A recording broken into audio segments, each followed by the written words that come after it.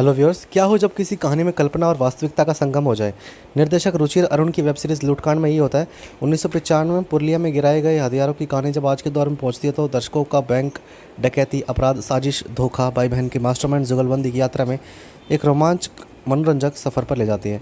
इसकी कहानी की बात करें तो स्कूल में फुटबॉल कोच का काम करने वाली लतिका घर को गिरवी रखने के बाद कर्जे में डूबी हुई है। जमशेदपुर में सीसीटीवी कैमरा बनाने वाली कंपनी में काम करने वाला उसका को सीसीटीवी कैमरे चुराने के कारण काम से निकाल दिया जाता है। हालात के मारे ये दोनों भाई बहन कर्ज से मुक्ति के लिए एक लोकल बैंक में पेटी कैश लूटने की योजना बनाते हैं, जिसमें वे एक छोटी बच्ची सोनी को भी शामिल करते हैं। मगर हालात उस वक्त बेकाबू हो जाते हैं जब बैंक में डकैतों का दूसरा ग्रुप आ धमकता है। गोलीबारी का सिलसिला शुरू होता है। डकैत मुन्ना और तूफान सोनी को भी अपने साथ ले जाते हैं। सोनी को बचाने के लिए मुन्ना और तूफान का पीछा करने वाली लतिका और पलाश एक ऐसे चक्कर में फंस जाते हैं जिसमें उनका सामना एक तरफ बर्मन और उसके गिरोह से होता है, दूसरी तरफ भ्रष्ट पुलिस ऑफिसर धर की असलियत उसके सामने आ जाती है। अब तक लतिका और पलाश के सामने एक खुफिया राज भी खोला जाता है। सालों पहले 1995 में पुरुलिया में जो हथियार गायब हुए थे, उन्हें छिपाने के चक्कर में उनके पिता भी गायब हो गए, मगर वे हथियार उनके घर में ही दफन हैं। अब धर और बर्मन दोनों ही बैंक डकैती से लुटे गए पैसों और गायब हुए हथियारों को हासिल करने की फिराक में है।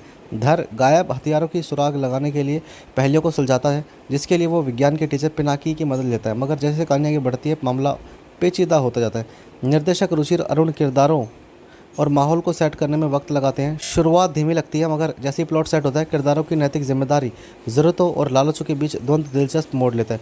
हालांकि शुरू में 1995 में पुरुलिया में गिराए गए हथियारों को आज के दौर से जोड़ना दूर की कौड़ी लगता है, मगर फिर जैसे जैसे कहानी आगे बढ़ती है, दर्शक किरदारों की भावनात्मक और नैतिक लड़ाई के साथ आगे बढ़ते हैं। बीच में कहानी थोड़ी फिल्मी लगती है, मगर मज़ा कम नहीं होता। कहीं कहीं पर स्क्रीन प्ले भी गच्चा खाता है। फिर सब प्लॉट्स कहानी को आगे बढ़ाते हैं। अनुराग शुक्ला, ऋतुश्री, अमन मनान, सौरभ डे, रुचिर अरुण कहानी को फराटे से आगे बढ़ाते हैं।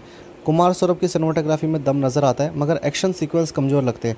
कहानी में पात्रों की भरमार नजर आती है। क्लाइमैक्स मुस्कुराने पर मजबूर कर देता है। अभिनय की बात की जाए, तकरीबन सभी कलाकारों ने अपनी भूमिकाओं के साथ न्याय किया है। भाई बहन की जोड़ी के रूप में तानिया, मानिकतला और साहिल मेहता की जुगलबंदी काफ़ी सरल थी। नैतिकता और ज़रूरत के बीच झूलती लतिका के रूप में उन्होंने स्ट्रॉन्ग परफॉर्मेंस दी है। वहीं भाई पलाश के रोल में साहिल मेहता दमदार लगे हैं। यही समय छोटे बच्चे और बच्चे का किरदार निभाने वाली बाल कलाकार मिहिका वासवदा ने बेहतरीन परफॉर्मेंस दी है। पिनाकी के किरदार में ज्ञानेंद्र त्रिपाठी का काम सराहनीय है। ब्रजभूषण शुक्ला ने बर्मन के चरित्र को अपने अंदाज में निभाया है, जबकि उनकी पत्नी पारो के रूप में रोंजिनी चक्रवर्ती अच्छी रही हैं। गुस्सेल और महत्वाकांक्षी तूफान की भूमिका में सात बिलग्रामी दिल जीत लेती है। मिहिका वासवदा के साथ उनका क्रिकेट फुटबॉल वाला सीन मार्मिक बनता है। काइया इंस्पेक्टर धर के रूप में नितिन, NS गोयल और SI मिट्ठू के रूप में प्रशंसा शर्मा ने संयमित निभाया है। अगर हम इस सीरीज़ की रेटिंग की बात करें तो हम इसको 10 में से 7 की रेटिंग देंगे। इस तरह के ड्रामा बहुत सारे आ रहे हैं और ये आपका MX प्लेयर पर अवेलेबल है। अगर आपको आया हो रिव्यू पसंद है कर देना, लाइक शेयर सब्सक्राइब। मिलते हैं नेक्स्ट वीडियो में।